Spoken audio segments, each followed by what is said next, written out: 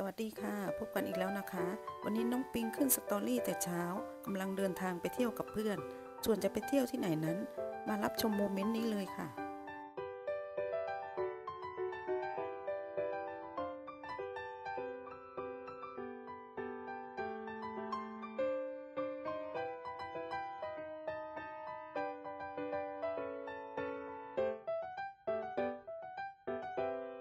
ครับหมึกผัดน้ำดำ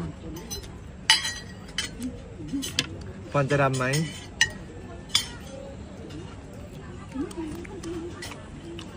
อร่อยอ่ะน้องมีรสชาติก็อยากปิ้งอ่ะไม่จริงไม่อร่อยว่ะว้าว ดำปะ